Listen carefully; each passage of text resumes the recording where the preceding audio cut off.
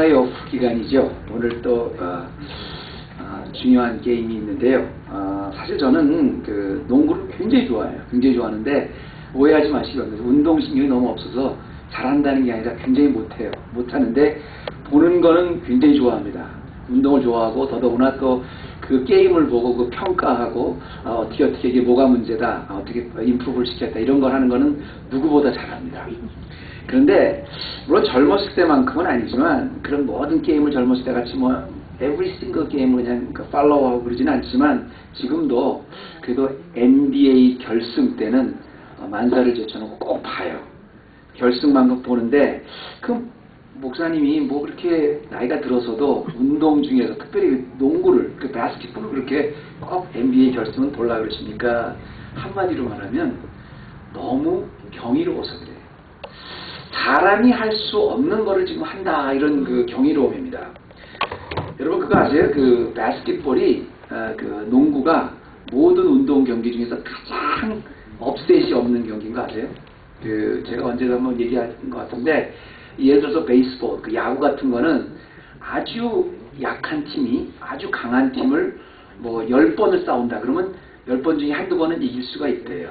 업셋이 나옵니다. 가끔 그렇게. 또 예를 들어서 축구 같은 거, 뭐 세계 최강이라고 하는 브라질하고 약체 팀하고 만약에 싸운다.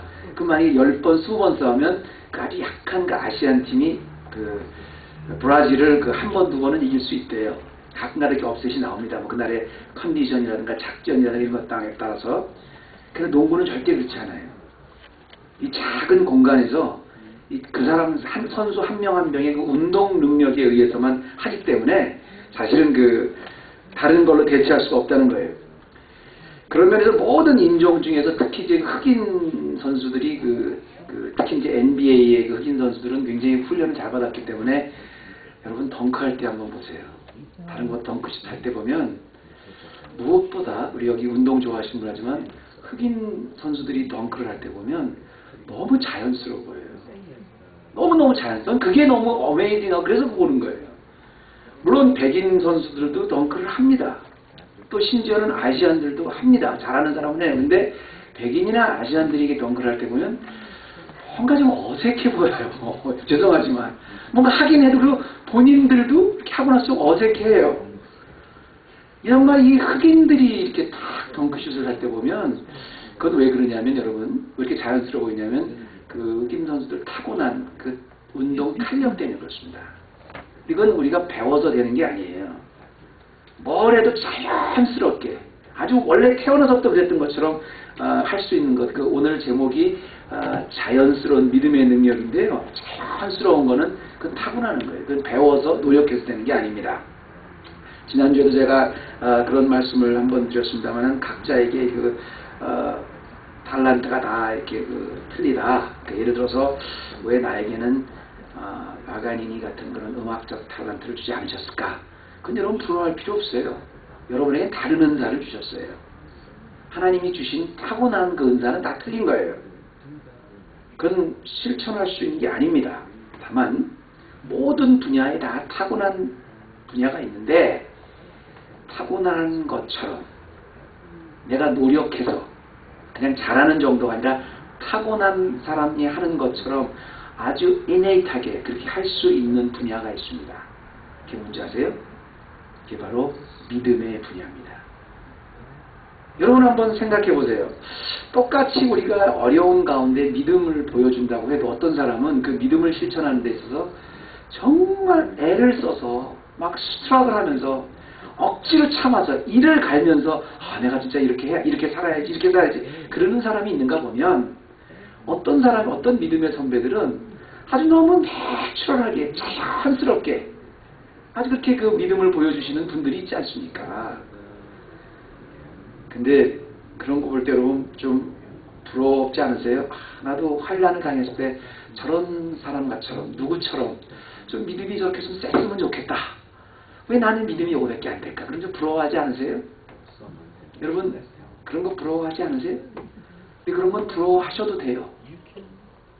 그런 건 좀 envious하게 느껴도 됩니다. 왠지 아세요? 여러분도 그렇게 할 수 있기 때문에.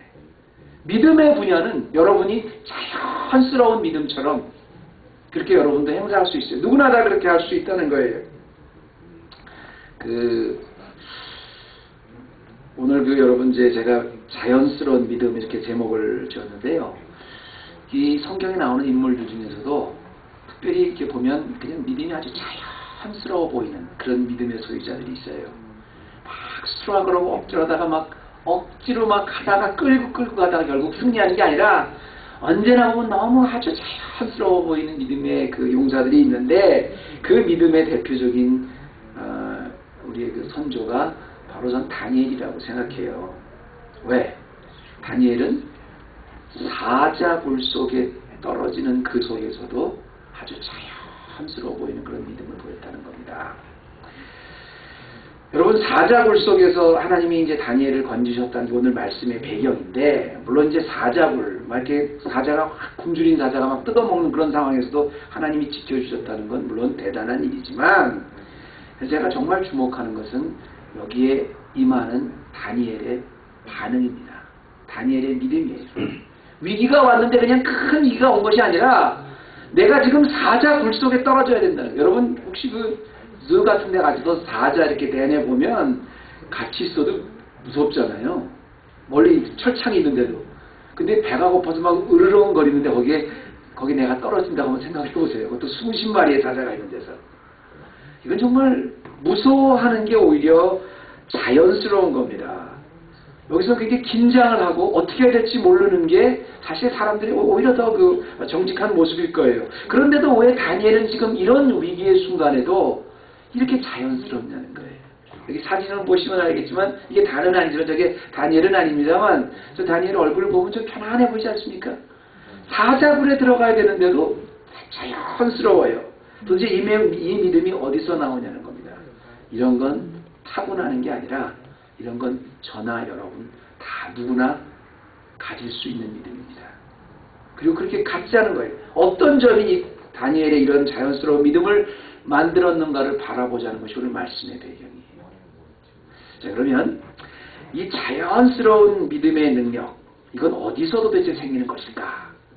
말씀을 주시해 보면 오직, 여러분 잘 들으십시오. 제 말씀을 지금 첫 번째 포인트를 잘 기억하고 계셔야 돼요. 진실하고 꾸준한 기도의 훈련을 통해서 나올 수 있습니다. 여러분이 진실되고 꾸준한 기도의 생활을 하신다면 위기 가운데 다니엘과 같은 이런 자연스러운 믿음을 보여줄 수가 있다는 거예요. 근데 여러분 한 가지 혼동하지 마시기 바랍니다. 제가 여러분에게 그냥 여러분 평소에 꾸준한 기도를 드리시는 분이 이런 위기 가운데 이런 자연스러운 믿음을 보여줄 수 있습니다. 이렇게 말씀하지 않았습니다. 분명히. 다시 한번 강조하지만 아주 평소에 진실되고 꾸준한 기도에 훈련이 된 사람은 이런 사자굴의 위기 앞에서도 자연스러운 능력을, 믿음의 능력을 보일 수 있다는 겁니다. 왜 제가 굳이 진실되고 꾸준한 기도라고 말씀을 드렸냐면 그 이유는 제가 말씀의 후반부에 설명을 드리겠습니다. 이 말씀 오늘 구조가 그렇게 되어 있어요. 그러니까 제가 혹시 그 설명을 잊어버리고 그냥 넘어가게 되면 여러분이 말씀 끝나기 전에 좀 저를 리마인드 해주세요. 목사님 아까 왜 목사님이 진실되고 꾸준한 기도가 자연스러운 믿음을 능력을 만드는지를 설교 말미에 제일 끝에 말씀해 주신다고 하지 않습니까? 이렇게 여러분이 저를 좀 리마인드를 해주세요. 자, 여기서 보면 진실되고 다니엘의 평소에 진실되고 꾸준한 이런 기도가 위기 가운데 또 이렇게 보여줄 수 있는 아주 믿음의 능력을 만들었다고, 자연스러운 믿음의 능력을 만들었다고 말씀드렸는데요. 비록 바벨론의 왕에서, 또 지금은 페르시아로 바뀌었습니다만은 바벨론의 왕을 수종들을 만큼 아주 막강한 권력을 가진 다니엘이지만 이런 진실되고 꾸준한 기도의 훈련이 항상 있었기 때문에 본인이 사자굴 속에 들어갈 때도 자연스러운 믿음의 능력을 보할 수 있다. 그렇게 말씀드렸는데요. 여러분 바로 하나만 올라가면 10절에 보면 그 비결이 나와요. 바로 하나만 올리시면 10절에 보면 지금 다니엘이 모든 고소를 받아가지고 이제 앞으로 30일 동안 만약에 왕 외에 다른 사람에게 절하거나 기도하는 사람은 전부 사자굴에 집어넣겠다. 이런 왕의 조서를 받았습니다.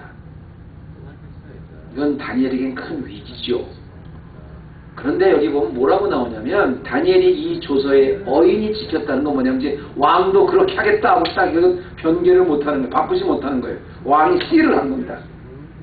그걸 알고도 자기 집에 들어가서는 그 방에 예루살렘을 향하여 열린 창에서, 그리고 다음에 기억하세요. 전에 행하던 대로. 예를 들어서 큰 위기가 닥쳤는데 갑자기 이렇게 안 하는 사람은 사자굴에 집어넣겠다. 다니엘은 매일매일 예루살렘을 향해서 기도를 했거든요. 근데 갑자기 어느 날 이렇게 안 하는 사람은 사자굴에 집어넣었다니까 갑자기 다니엘이 막 달려와가지고 하나님은 어떻게 이랬다는 게 아니라 그런 큰 위기가 닥쳤을 때도 그걸 알고도 자기 집에 돌아가서 그 방에 예루살렘을 향해서 열린 창에서 전에 행하던 대로 하루에 3번씩 무릎 꿇고 그 하나님께 감사하였더라 하겠어요. 그냥 기도한 것도 아니라 감사하였더라 그랬어요. 여러분 지금 이런 위기 가운데 주여 살려주시옵소서, 나 어떡합니까? 나 저기 있으면 이게 될 텐데 다니엘은 오히려 이런 상황에 감사를 했다고 그랬어요. 하나도 흐트러진 모습이 아니지 않습니까?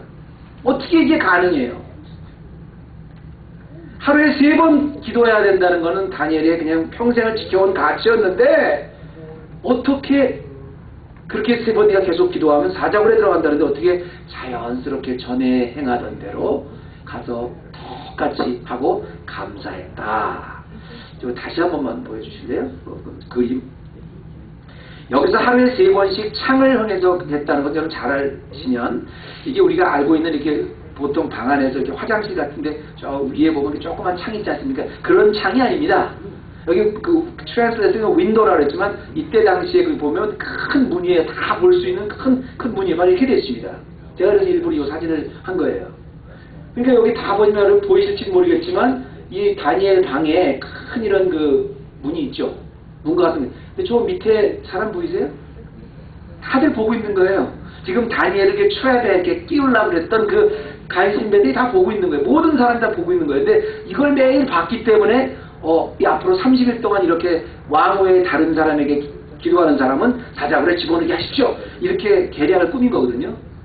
근데 남들이 다 보는 거 알면서도 이런 무시무시한 조서가 내리자마자 모든 사람이 다 볼 수 있는 상황에서 여전히 예루살렘을 향해서 그것도 3번씩 무릎을 꿇고 이번엔 감사했더라 이 얘기입니다. 여러분 이 상황을 통해서 제가 이런 위기 가운데서도 자연스러운 능력은 어디서 나온다고요? 평소에 꾸준히 그리고 아주 진실되게 하나님 앞에 기도하는 그 훈련이 되어 있는 사람은 이런 무시무시한 위기가 되어 이걸 할 수가 있어요. 그런데 이렇게 자연스러운 능력이 평소에 기도가 안 돼 있는 사람은 위기가 나오면 안 됩니다. 심지어는 여러분 가끔 그러죠. 기도 생활 안 하다 갑자기 어떤 위기가 닥쳤다면 주여 살려주십시오. 근데 너무 위기가 크다 그러면 기도도 안 나와요. 그러잖아요. 근데 이 사람은 오히려 이렇게 사자굴 속에 들어가는 위기 앞에서 감사를 했거든요. 이런 자연스러운 능력은 평소의 실력입니다. 그런데 제가 여러분의 늘 인용하는 말씀이지만 믿음에는 여러분 절대로 이 자연스러운 믿음의 능력인데 믿음에는 절대로 오버나잇이라는 건 없다는 걸 여러분 머릿속에 기억하고 계세요. 오버나잇의 믿음이라는 건 절대 없어요. 여러분 우리가 여기서부터 산 꼭대기까지 올라간다면 제일 빨리 갈 수 있는 길이 뭐예요? 제일 빨리 갈 수 있는 길. 여기서부터 저 우리 엔젤스 마운틴 꼭대기를 간다. 제일 빨리 갈 수 있는 방법이 뭐예요? 차로 운전하고 헬리콥터 타고 차로 어떻게 거기까지 올라가요? 헬리콥터 타고 날아가는 거예요. 그죠? 우리가 날아가면 제일 빨리 가요. 근데 날아갈 수 있어요?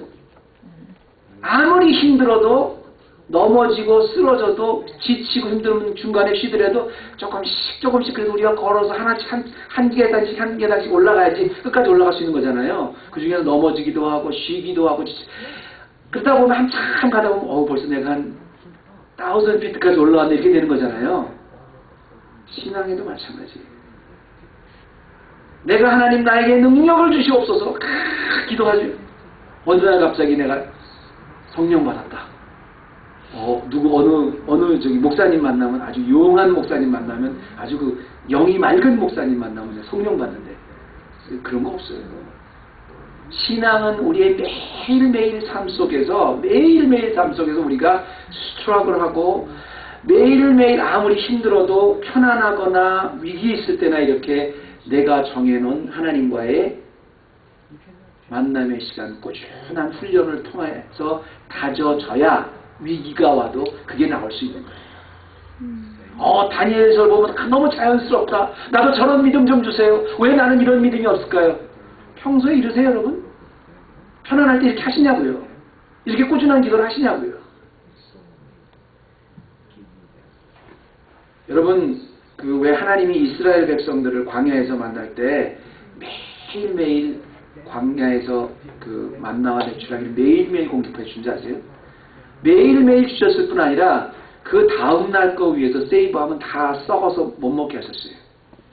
그 왜 그런 줄 아십니까, 여러분? 아니, 기왕 한 달치 정도 세이브해라. 한 달 후에 내가 또 줄게. 최소한 며칠 정도만 하지. 그 번거롭게 매일매일 그렇게 하라는데, 그 다음날에 세이브해놓으면 다 썩었어요. 왜 그러냐면, 그 끔찍한 430년 동안 그 내재해 있던 노예 근성을 빼주시기 위해서 그런 겁니다. 이집트에서는요, 주인이 시키는 대로 해야지, 주인이 주는 대로 해야지 먹고 살았어요. 근데 이제 가나안 땅에 들어가면 노예가 아니에요. 자기 주인으로 사는 거예요. 노예 근성이 없어야 돼요. 그런데 매일매일 하나님께서 너를 공급해 주신다. 하나님께서 인도해 주셨다. 하나님께서 너를 해방시켜 주셨다. 하나님이 너의 주인이다를 매일매일 훈련시켜서 나의 이제 주인은 이집트의 왕이 아니라 하나님이다. 그 훈련을 시켜주신 겁니다. 광야 같은 세상에서요, 그 노예 근성의 파워가 얼마나 센지 보세요. 만약에 하나님 매일매일 이렇게 훈련을 시키지 않으셨다면 금방 홍해를 넘어왔는데 딱 3일 목마르니까 원망하기 시작합니다. 다시 돌아가야지. 금방 하나님께서 하늘에서 메추라기를 내려주시고 금방 하나님께서 반석에서 샘물을 나게 해주셨는데 조금만 길이 어두면 우리 어디를 왜 데리고 왔습니까? 금방 10가지 재앙을 다 봐서 하나님이 한 걸 보고 나왔는데 뒤에서 애굽 백성이 쫓아오니까 왜 우리를 데리고 나왔습니까? 금방 원망하는 거예요. 이게 노예 근성이에요.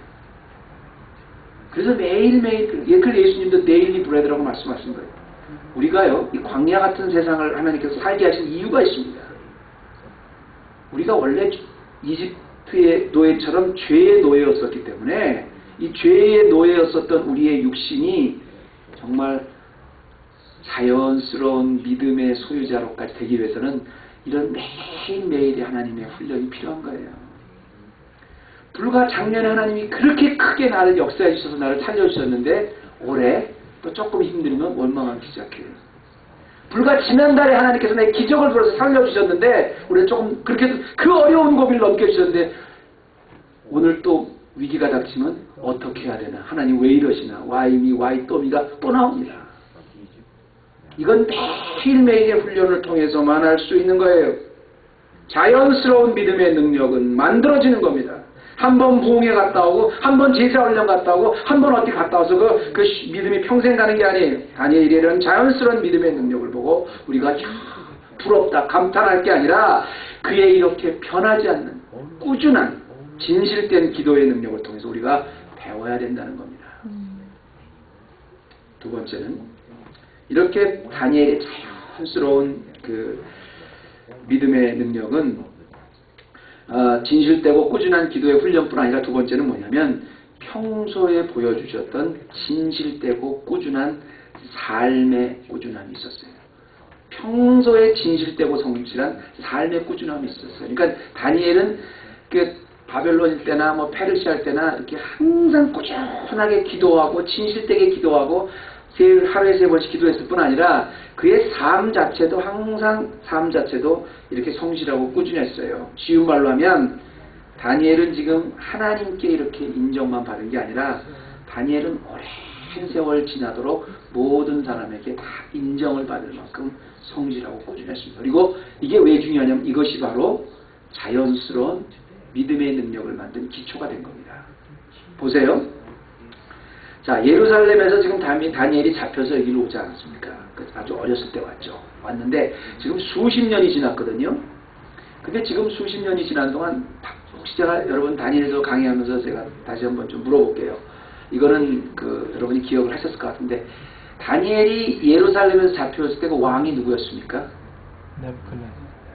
네부갓네살. 아, 예, 그렇죠. 느부갓네살이었었죠. 느부갓네살이었다가 우리가 그 벨사살 왕도 우리가 봤습니다. 지금은 누구예요? 왕의 이름이? 다리우스. 다리우스는 어느 나라 왕입니까? 메데 퍼시아 왕이. 이제 바벨론 왕이 아니에요. 이제 나라가 바뀌었어요. 그러니까 최소한 우리가 알고 있는, 물론 이제 이후에는 굉장히 몇십 년이 지났습니다. 그리고 그 세 왕만 바뀐 게 아니라 그 사이에 왕이 상당히 많이 바뀌었습니다. 바벨론에 있을 때. 근데 어쨌든 간에 우리가 성경에서 알고 있는 왕의 이름만 지금 3번이 바뀌었어요. 그리고 지금은 바벨론도 아니라 지금은 페르시아가 이제 세계 1등 민족이 됐어요. 그런데 그렇게 나라가 바뀌고 또 그렇게 자기가 모시고 있는 왕이 계속 바뀌었는데도 불구하고 중요한 것은 뭐냐면 다니엘은 여전히 궁궐에서 가장 신임받는 사람이라는 거예요. 여러분 이게 굉장히 쉬울 것 같죠? 쉬울 것 같죠? 여러분 생각해 보세요. 우리가 백악관에서 예를 들어서 아주 굉장히 유능하고 아주 받는 우리가 유능하고 인정을 받는 우리가 스태프 하나 있다고 칩시다. 근데 그 사람이 아무리 유능하고 아주 모든 사람으로 참 대단한 사람이라 해도 정권 바뀌면 어떻게 돼요? 바뀌어요. 근데 여기는 정권이 바뀌고 나라가 바뀌었어요. 완전히. 근데도 여전히 최고입니다. 어느 정도로 지금 나라가 되냐면요. 이 비결이 있는데 우리 4절 말씀 잠깐만 비춰주실래요? 4절 말씀 보면 이에 총리들과 방백들이 국사에 대하여 다니엘을 고소할 틈을 얻고자 하였으나 그러니까 일부러 다니엘이 무슨 실수를 한 게 아니라 쟤를 어떻게 좀 엮어넣을까 그렇게 했는데 아무리 봐도 아무 틈 아무 허물을 얻지 못하였으니 이는 그가 충성돼서 아무 그릇함도 없고 아무 허물도 없었다 했거든요. 지금 다니엘이 그 위에 보면 어느 정도로 지금 인정을 받고 있냐면요. 저 위에 좀 보실래요? 예, 2절. 자, 뭐 그들 위해 총리 1절 죄송합니다. 자, 다리오가 자기 심원대로 여기 페르시아 나라가 바뀌었습니다. 그런데 어떻게 다니엘이 페르시아가 나라를 다스렸냐면 자기 심원대로 방백 120명을 세워 전국을 통치하겠다 그랬어요. 이건 뭐냐면 페르시아가 점령하고 전국에서 가장 똑똑하고 충성된 사람 120명을 뽑은 겁니다. 그러니까 지금으로 말하면 120명의 재원을 그 나라 전체에서 뽑은 거예요. 페르시아하고 바벨론 전체에서. 근데 그 120명 중에 여전히 다니엘이 들어갔어요. 근데 그 120명을 통치하기 위해서 또 3명의 다른 가장 그 중에서 뛰어난 사람을 또 뽑았어요. 2절에 보면 또 그들 위에다 총리 셋을 두었으니 다니엘이 그 중 하나라. 전국에서 모인 120명 그 120명 중에서도 또 3명을 통해서 120명을 다스리게 했어요. 근데 그 3명 중에서도 3절에 보면 다니엘은 마음이 민첩하여 총리들과 방백들 위에 뛰어남으로 왕이 그를 세워 전국을 다스리겠다 했어요. 지금 다시 말하지만 지금은 여러분 느부갓네살 왕 때가 아닙니다. 벨사살 왕 때도 아니에요. 지금 다리오 왕이고 나라도 바뀌었어요. 그런데 그 전국에서 120명을 엄선해서 거기서 또 3명을 뽑아서 그 3명을 뽑은 중에서도 가장 또 뛰어난 다니엘은 여러분 이게 쉽다고 생각하세요? 한마디로 말해서 그 이유는 뭐냐면 4절 말씀해 보니까 아무런 흠이 없었다 그랬어요. 그를 좀 고소해 보려고 막 그랬는데 아무런 흠이 없으니까 나중에 얘네들이 뭐라고 얘기를 하냐면 5절 말씀해 보면 그 사람들이 가로되 이 다니엘은 하나님의 율법에 대하여 그 틈을 얻지 못하면 그를 고소할 수 없어요. 아무리 봐도 틈이 안 보였어요. 실수를 안 해요. 허점이 없어요. 그러니까 그 사람이 믿고 있는 하나님을 걸고 넘어져서 우리가 종교가 다르니까 그걸 하지 않으면 도대체 얘는 어떻게 할 수가 없다. 평소에 이 정도의 평가를 받고 있었던 사람인데요. 제가 아까 시작을 우리 오늘 NBA 플레이오프를 시작했으니까 제가 스포츠 얘기 딱 하나만 더 할게요. 저는 스포츠 좋아하는데 이런 자연스러운 그 믿음의 능력을 위해서 그 스포츠 하나 비유를 들면 여러분 그 축구의 황제가 우리 어렸을 때 보면 펠레라고 그랬잖아요. 근데 펠레보다 더 잘하는 사람이 뭐 마라도나다 그래요. 그래 그 마라도나보다 더 잘하는 사람이 요즘에는 메시다 뭐 그렇게 얘기를 해요. 그럼 종종 그래요. 그럼 또 펠레가 더 잘하냐 마라도나가 더 잘하냐 이런 비교를 많이 한대요. 그 펠레가 더 잘하냐 메시가 아니면 오늘날의 메시가 더 뛰어나냐 이런 비교들을 많이 한다는데 그 답이 뭔지 아세요? 펠레, 마라도나, 메시 누가 제일 잘하는지 아세요? 실제적으로? 아주 명답을 여기 메시라고 그러셨는데 오늘날 사람이 메시하죠. 근데 명답이 하나 있습니다. 답이 없답니다. 왜 전문가들 왜 답이 없냐면 펠레나 메시나 마라도나는 평가를 할 수 없는 게 펠레 때는 수비 방법이 완전히 틀렸다는 거예요. 또 마라도나 시대 때는 공격하는 전술이 완전히 틀렸다는 거예요. 오늘날 메시 때는 오늘 그 팀 구성원 자체가 너무 틀리기 때문에 완전히 기술도 틀렸고 수비 방법도 틀렸고 공격 방법도 틀렸고 전술 방법도 틀렸던 그런 시대의 사람을 따로따로 시대를 초월해서 놓고 절대적 비교를 할 수 없다는 게 그건 바보 같은 질문이라는 거예요. 그런데 그 바보 같은 질문을 전 세대를 들어서 항상 가장 뚜렷이 넘버원으로 인정받은 사람이 다니엘이었습니다. 그리고 그 다니엘이 이렇게 인정받을 수 있었던 것은 평소에 틈이 없었다고 했습니다. 사람들한테도 인정을 받은 거예요. 세대를 걸러서 나라를 걸러서 몇 대에 걸쳐서 똑같이 인정을 받는 겁니다. 이건 한 시대의 어떤 왕으로부터 인정받고 안 받는 게 문제가 아닌 거예요. 다니엘의 이런 세대를 걸러서 왕을 걸러서 인정을 받은 이런 걸 보면서요. 전 이런 생각을 한번 해봤어요. 과연 나는 성도로서 하나님 앞에 꾸준히 기도하고 꾸준히 하기 전에 주위의 사람들에게 얼마나 인정을 받고 살까 한번 생각해봤어요. 얼마나 평가를 받고 살까. 내가 가는 곳마다 내가 과연 내 주변에서 뭐 멀리 갈 것도 없이 우선 가장 내 가까운 내 아내에게 남편에게 내 자녀에게 내 친구에게 가장 친한 친구에게 나는 어떤 평가를 받고 살까. 내가 사업터에서 어떤 평가를 받을까? 내가 교회로서 세상에 어떤 평가를 받을까?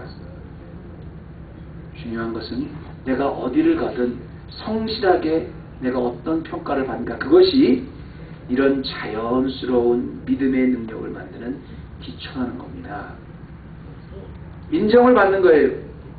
다니엘이 이렇게 자연스러운 믿음의 능력을 하나님으로부터 인정받기 전에 이미 다니엘은 주위의 사람들로부터 인정을 받았어요.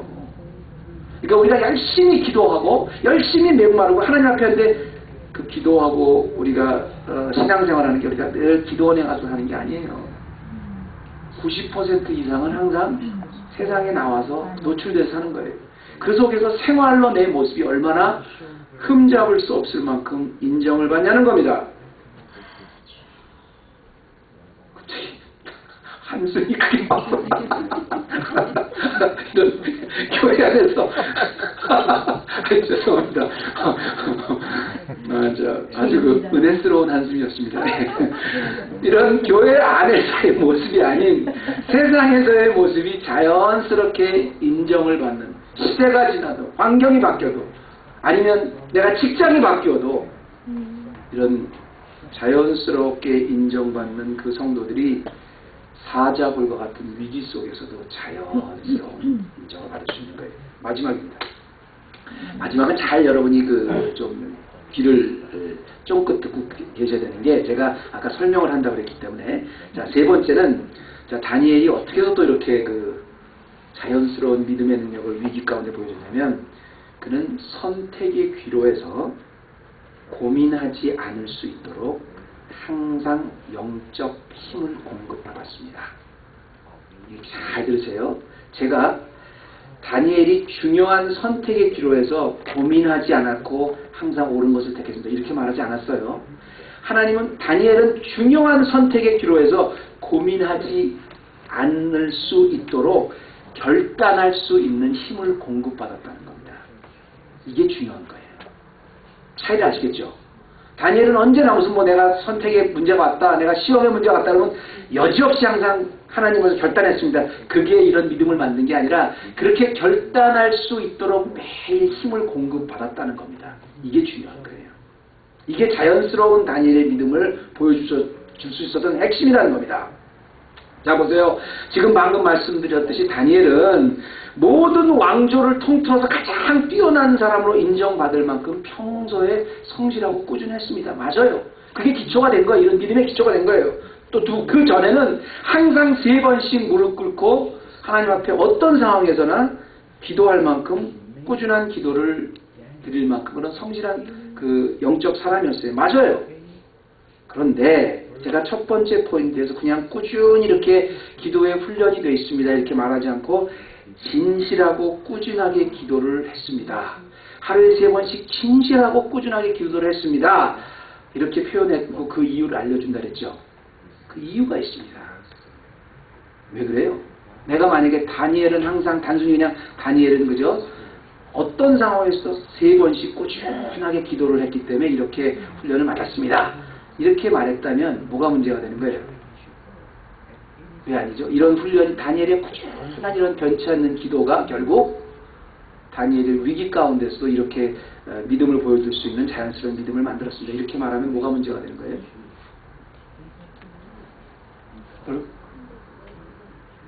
예? 그런 뜻이 아니고 제 질문은 뭐냐면 제 질문은 자 보세요. 다니엘이 제가 아주 진실되고 꾸준한 기도를 한 것이 오늘날의 이런 자연스러운 능력을 만들었다고 했잖아요. 근데 제가 여러분한테 그랬잖아요. 그냥 꾸준한 기도가 아니라 진실되고 꾸준한 기도라고. 편안할 때나 안정될 때나 아주 위기하고 위급할 때나 꾸준히 기도했을 뿐 아니라 진실되고 꾸준한 기도를 했다는 거예요. 하루에 3번씩. 여기 뭐가 차이가 있는 거예요? 여러분 보세요. 다니엘은 3번씩 어떤 상황에도 꾸준히 예루살렘을 향해서 기도했습니다. 그런데 이 하루에 3번씩 기도한 건 다니엘만 그렇게 한 게 아닙니다. 이스라엘 사람들은 이게 삶의 규율이었어요. 누구든지 하루에 3번씩 9시, 12시, 3시에 항상 예루살렘을 향해서 기도해야 되는 게, 그리고 성전에 나서 기도해야 되는 게 신약 시대에도. 그래서 베드로와 요한이 하루에 3번씩 기도하러 예루살렘 성전에 들어갔어요. 이건 그건 유태인들이면 누구나 다 했어요. 그러니까 꾸준히 기도하는 것은 하나의 그 이스라엘 사람들에게는 누구나 그 신앙을 넘어서 민족적인 습관이 되어버린 거예요. 그게 당연히 해야 되는 거예요. 우리가 아침에 일어나면 3번 밥 먹는 것처럼 이 사람들에게는 삶의 습관이 된 거예요, 그냥. 그러니까 꾸준하게만 다니엘이 3번 기도를 했다 그러면 거기에 포로로 잡혀있는 상당히 많은 사람도 하루에 3번씩 기도했을 겁니다. 왜? 그건 삶의 습관이었으니까. 민족적 습관이었으니까. 당연히 문화적 습관이 된 그런 기도를 드렸는데 다니엘은 그렇게 민족적 습관이 돼버린 그 기도도 그냥 넘어가지 않았어요. 그 기도도 그냥 습관으로 기도한 게 아니라 그때마다 진실되게 하나님 앞에 하나님과 나와의 인티메트 릴레이션십을 갖는 그런 기도를 만들었어요. 그렇기 때문에 제가 다니엘은 그냥 기도한 게 아니라 꾸준하게 기도한 게 아니라 진실되고 꾸준하게 기도했다고 제가 말씀드린 겁니다. 그러면 다니엘은 그렇게 하루에 3번씩, 한 번도 아니라 하루에 3번씩 하는 그런 그 습관적 기도를 통해서도 진실되게 하나님 앞에 엎드리는 걸 통해서 뭐가 있었겠어요? 항상 영적 힘이 공급됐겠죠. 결단도 할 수 있는 거예요. 매일매일 순간순간을 통해서 하나님이 주시는 위로의 능력이 있는 거예요. 여러분 우리가 습관적으로 밥 먹을 때 기도할 때 보면 왜? 밥 먹을 때 왜 기도해요? 그러면 가끔가다 여러분 그런 거 안 느끼세요? 기도하고 나서 아래에 내려가면 내가 또 기도를 했는지 안 했는지 또 기도해. 그냥 습관으로 그냥 기도하는 거예요. 밥 먹을 때 그냥 이렇게 하는 거. 근데 그럴 때조차 내가 하나님 앞에 만나고 있다는 심정으로 기도를 하면 그때마다 영적인 힘이 공급되고 이런 위기 앞에서도 무섭지 않게 건너갈 수 있는 거예요. 제가 지난주 우리 교회 지역회 모임이 있었는데요. 저는 교회단 모임에 갔다가 항상 배우는 게 많아요. 왜냐하면 그 목사님들 하시는 거 목회 현장의 소식을 들으면 제게 참 도전이 되는 게 저보다 훨씬 더 훌륭하게 목회하시는 목사님들이 참 많습니다. 근데 저보다 굉장히 성실하게 또 실력도 많으시고 성실하게 목회하는 것 같은데 그 참 공통점이 뭐냐면 참 어떨 때 그 교회에 문제가 끝이 없어요. 어떻게 끝이 없느냐?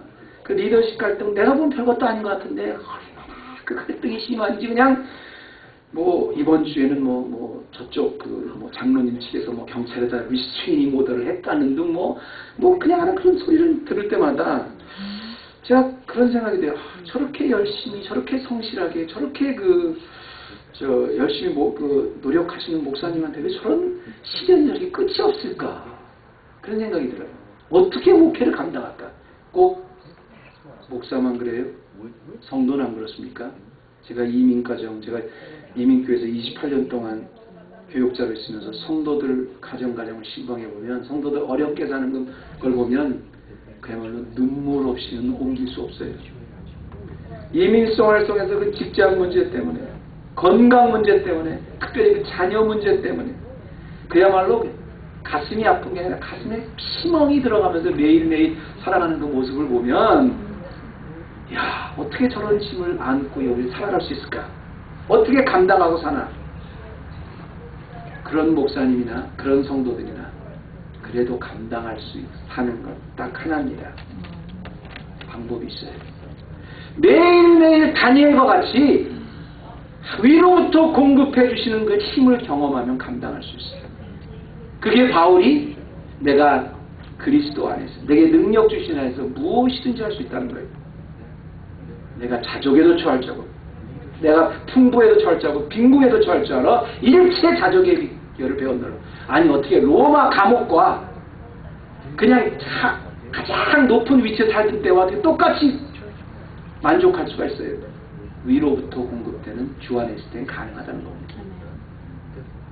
여러분, 기도를 하면, 기도의 가장 큰 능력이 뭐냐면, 많은 분들이 이렇게 생각해요.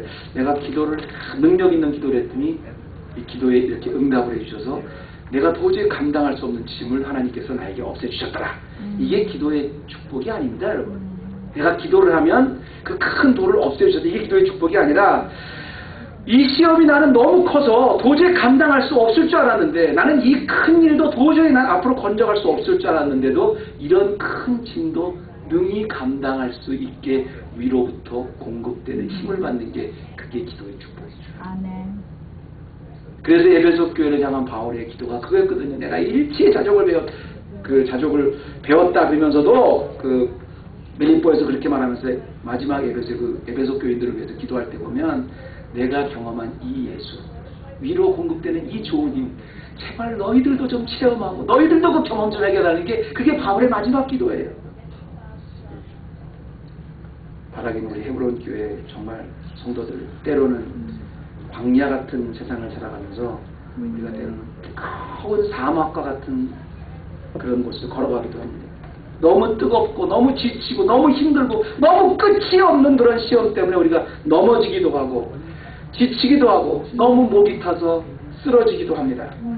그런데 그럴 때마다 나를 아주 쓰러지지 않게 큰 손으로 나를 보호해 주시고, 그럴 때마다 나를 안아주시고 직접 막아주시고 손으로 인도해 주시고, 도저히 감당할 수 없는 세파 속에서도 감당할 수 있게끔 해주시는 주님의 능력으로 위기를 만든다고요. 아니, 다니엘과 같이 사자굴 속에 들어가는 위기를 만나도 평안하게 자연스러운 믿음을 보여줄 수 있는 헤브론 교회 모두 되시길 주님의 이름으로 축원합니다. 하나님 감사합니다. 오늘도 우리가 다니엘의 이 자연스러운 믿음을 통해서 과연 나는 무엇이 문제인가를 또 보게 하심을 감사합니다.